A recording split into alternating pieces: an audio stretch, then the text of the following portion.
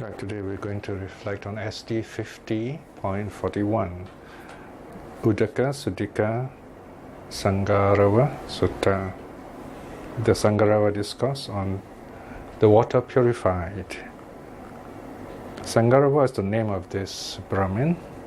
He's also of the Bharadwaja clan. Udaka means water, Sudika means purified. So he believes in this purification by water.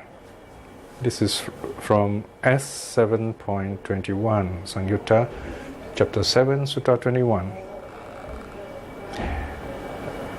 Now, this Brahmin Sudika, it is said, is the Venerable Ananda's friend. So Ananda was concerned about him, that he has wrong view. He has this idea that by going to the river, dipping himself in the water in the morning and the evening, cleanses himself of all the bad he has done, and that he's purified by that kind of ritual. Now, the Buddha has often criticized this kind of rituals, in fact most rituals, because they're wrong in the sense that we externalize all these things which are meant to be inside us, internalized. Purity is within us, not something just to show the public, but inside we are no different. So there are various reactions here. One, of course, a very funny one is from the Jatakas, where it is said that, if beings can be purified by water, then the animals, fishes in the water are already purified. So it's not something simplistic in that way.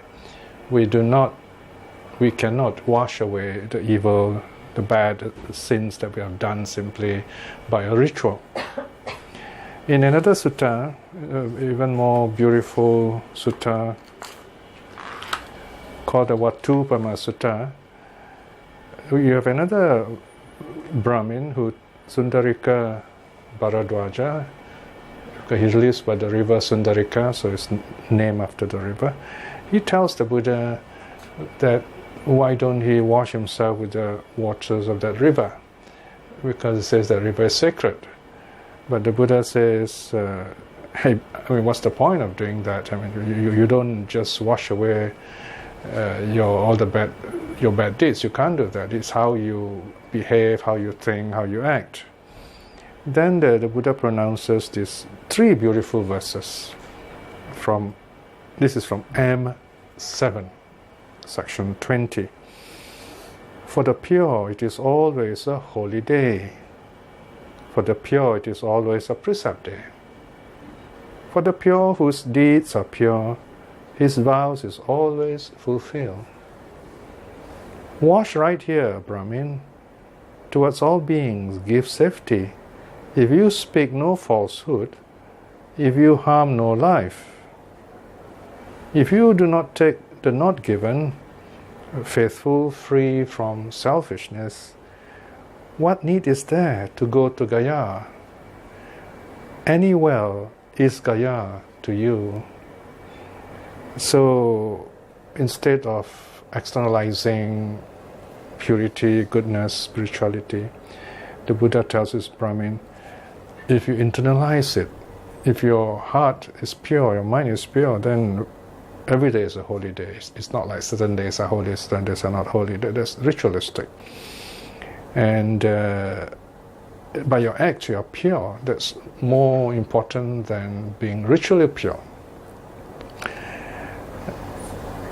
So if you have to wash, then wash right here. In other words, right here inside you, not in the place out there. And you have to act in a way, in keeping the precepts, like speaking no falsehood, telling the truth, not harming life, not taking what is not given, not stealing, in other words, and being full of faith, and being generous, being kind to others. So if you are good in this way, there is no need of going to any holy place at all, because wherever you go, that place is holy. So this is the beautiful verses from the Vatupama Sutta. So here again we see the Buddha teaching this Brahmin. This is another Bharadwaja. In fact, he's the second last Bharadwaja we'll be dealing with in this volume. We see here many of these Bharadwaja persons are ready to listen to the Buddha, ready to understand, and just by listening to the Buddha's teaching, they go for refuge. In some cases, they renounce, they become monks, and then they become arahats. But here we have this, probably because of this story, we can say, in this case, the Uddaka Sudika Bharadwaja kind of gave up his old ways, ritualistic ways, and kind of follow the Buddha's teaching. Now let's look at the sutta. Sangarava Discourse on the Water Purified as 7.21 on page 181. Originating in Savatthi. Now at that time the Brahmin named Sangarava was residing in Savatthi.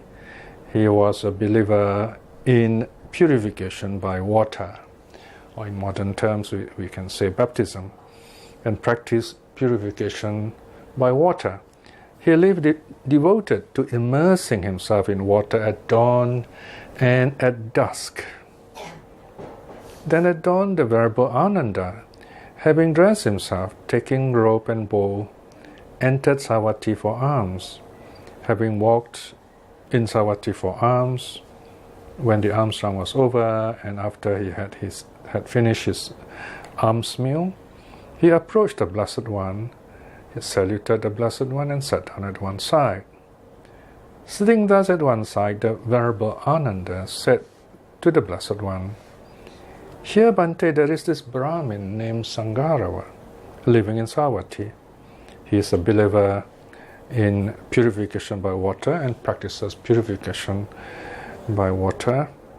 He lives devoted to immersing himself in water at dawn and at dusk."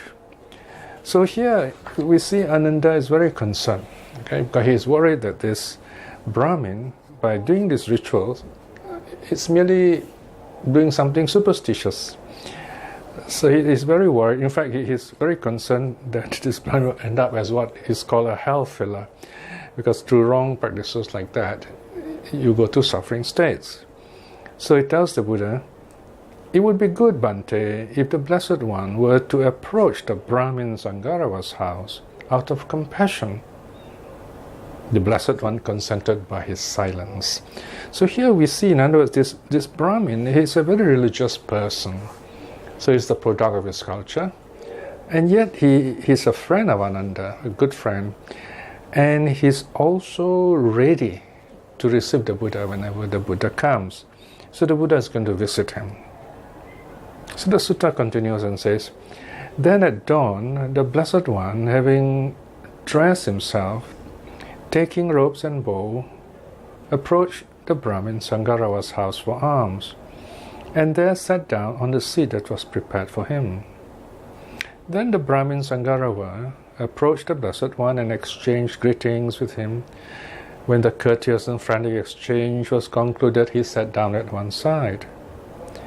The Blessed One said to the Brahmin as he sat there, "Is it true, Brahmin, that you are a believer in purification by water and practice purification by water, that you live devoted to immersing yourself in water at dawn and at dusk?"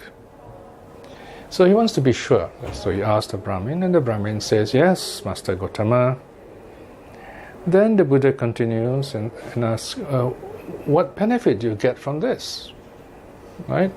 And then the Brahmin explains, section 11, "Here, Master Gautama, whatever bad I've done in the day, I remove them by bathing at dusk.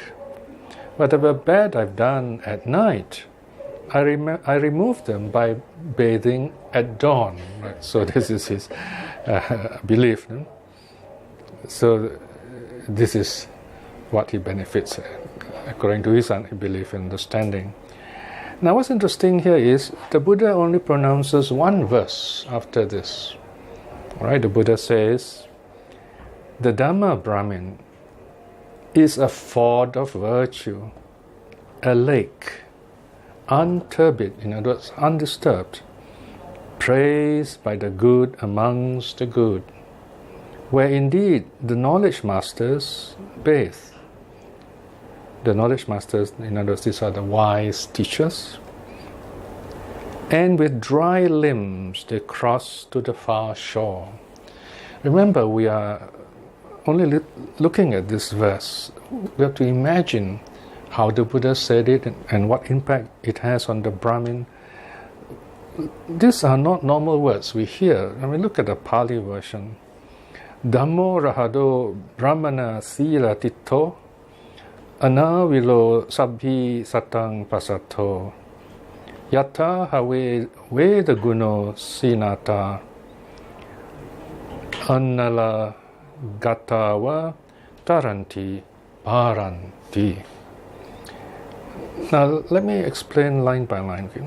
The Dhamma Brahmin is a ford of virtues. A ford is a shallow part of the river where we cross. Okay, so here the Buddha is using a word which is not often used in Buddhism itself. This is more in Jainism and other religions. Those teachers are called ford makers. In other words, they bring their followers across this safe and shallow part of the river to the other side. Of course, in Buddhism too, there's this idea of crossing the waters, the other side is the safe side. So ford of virtue simply means the practice of moral virtue. And then the Buddha says the Dhamma is like a lake. Okay, so here the lake symbolizes peacefulness. The waters are very calm and clear. So it represents quenching the thirst, overcoming craving, in other words. So it represents nirvana. Nirvana is sometimes said to be like a lake in a mountain glen. It's a safe place, a place where you wash yourself and clean and so on. So here, what the Buddha is doing is he's transferring something outside the river, the waters, into something inside. The Dhamma here, of course, means your own practice. Unturbid, meaning clear, undisturbed. So in one word, unturbid, you have at least two senses. It is calm and it is clear. Undisturbed and you can see through it and it's clean. And only that is praised by the good amongst the good. In other words, those who are virtuous, who have attained certain levels of understanding and awakening, they look up, they practice, they share this Dhamma, this truth. And here, now the word Vedagu is a common term which the Brahmins use for those who understand the Vedas, who are practitioners. But the word Veda, of course, simply means knowledge. So here to the Buddha, he uses the word Veda, meaning awakening knowledge, the kind of knowledge that we practice, that we used to practice, and which help us to awaken to true reality and overcome suffering. So those who do that, they are called knowledge masters. This is another name for the Arahats, in other words. So this is where the Arahats bathe. In other words, this is where they are happy, where they live, where they remove all their defilements and suffering and ignorance and so on. And the last line, with dry limbs they cross over to the far shore. When are your limbs dry? When you get out of the water. You're already out of the water and the sun is shining, so your limbs are all dry. There's no mention of having to wash. You're clean and dry. And you've gone over to the far shore. Far shore here refers to nirvana. So it's a beautiful poem. So the impact on this Uddaka Sudika Bharadwaja is very profound. He's so happy, he takes refuge immediately. He says, or the sutta says, when this was said, the Brahmin Sangarava said this to the Blessed One, wonderful Master Gautama, just as if one were to place upright what had been overturned, or were to reveal what was hidden, or to show the way to one who was lost. or to hold up a lamp in the dark to those with eyes, so that those with eyes could see forms. In the same way, Master Gotama has in numerous ways made the Dhamma clear. I go to Master Gotama for refuge, and to the Dhamma, and to the community of monks too. May Master Gotama remember me as a layman who has gone for refuge from this day forth for life. So you have another Bharadwaja who joins the Buddha's fold.